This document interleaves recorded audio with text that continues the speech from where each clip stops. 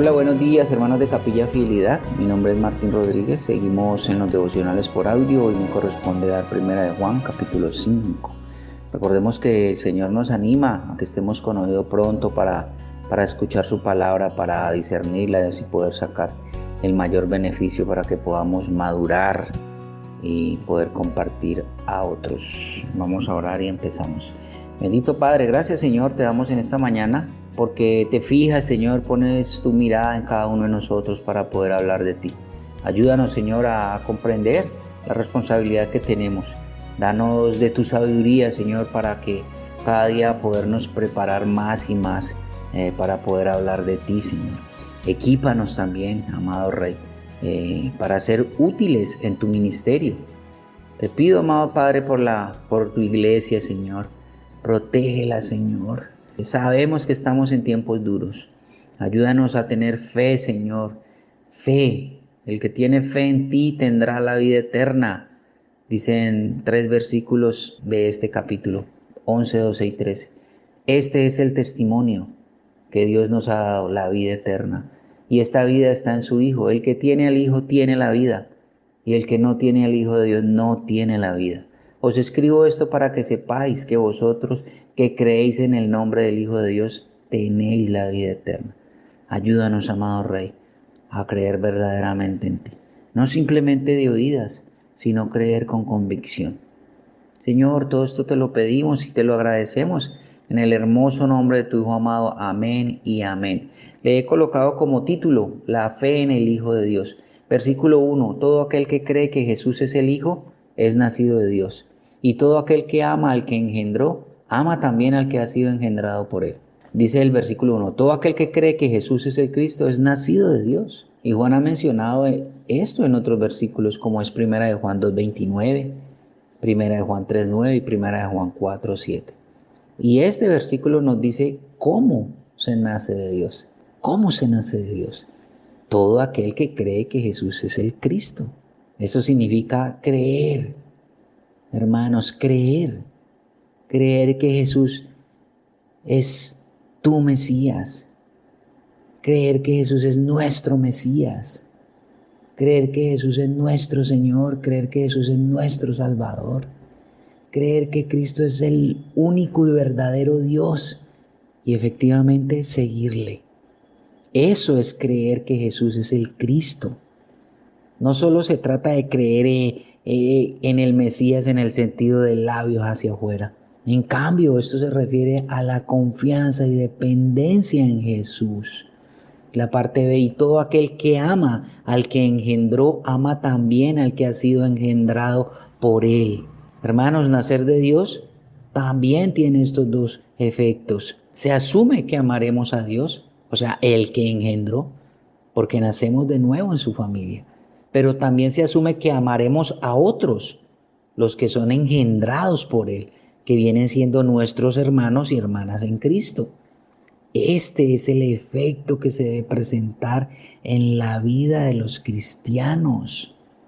El amor, no la raza, ni la clase, ni la cultura, ni el idioma, ni ninguna otra cosa. Amar a todos los demás en la familia de Dios significa que no te limitas, que nuestro amor no se limita a una denominación, a un grupo, a un estatus social, a un estatus financiero, o a perspectiva política. Y tenemos que tener algo en cuenta. Si alguna de estas cosas significa más para nosotros que nuestra salvación común y el señorío común de Jesucristo, entonces algo anda mal, muy mal. Y el Señor nos anima en esta mañana a la unidad en el amor. Y miren este ejemplo. Los padres se exasperan e incluso se disgustan cuando ven a sus hijos pelear, cuando ven a sus hijos odiarse unos a otros. ¿Cómo creemos que debe sentirse Dios cuando ve que sus hijos se pelean entre ellos? El Señor nos anima en esta mañana a la unidad en el amor, hermanos. El versículo 2 dice: en esto conocemos que amamos a los hijos de Dios, cuando amamos a Dios y guardamos sus mandamientos. Versículo 3, pues este es el amor a Dios, que guardemos sus mandamientos. Y hermanos, tenemos que tener en cuenta, amar a Dios es guardar sus mandatos, es guardar sus estatutos, sus leyes. El que dice que ama a Dios, pero anda en un estilo de vida de desobediencia, es como dice primera de Juan 1:6. Si decimos que tenemos comunión con Él y andamos en tinieblas, mentimos y no practicamos la verdad. Entonces debemos tener presente, hermanos, y es que el amor de Dios se manifiesta en la obediencia. Y la parte B, y sus mandamientos no son gravosos. Algunos creen que guardar los mandamientos de Dios es algo extremadamente difícil. Pero Juan nos dice, o mejor lo deja claro, que no es así. Los mandamientos son como ese manual que nos dice cómo guiarnos, cómo comportarnos. Pero no es para atarnos y menos para hacernos daños.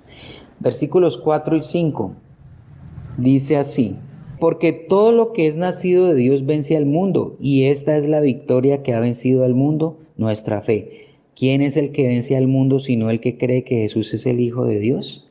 Entonces, vemos que este versículo 4 nos dice que si nacemos de nuevo venceremos al mundo. Y la idea de que cualquiera que sea nacido de Dios no va a ser derrotado. Esa es la idea, que cualquiera que sea nacido de Dios no va a ser derrotado, hermanos. Eso lo creía Juan. Y efectivamente lo debemos creer nosotros hoy día. Y nuestra fe es la victoria. Pero debe ser una fe constante, una fe activa, una fe de dependencia, de confianza en Cristo Jesús. Y referente al versículo 5, es cuando llenamos nuestra alma de las cosas de Jesús, nos alimentamos de Él. Muy fácil podemos decir que somos vencedores. Creer, hermanos. Y creer no es simplemente creer por creer, es confiar. Creer es descansar. Creer es comprometerse. Creer es encomendar. Creer es depender. Eso es creer. Y de los versículos 6 al 8.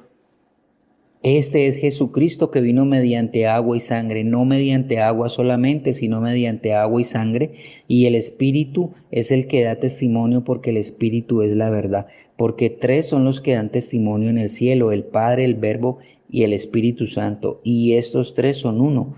Y tres son los que dan testimonio en la tierra: el Espíritu, el agua y la sangre. Y estos tres concuerdan.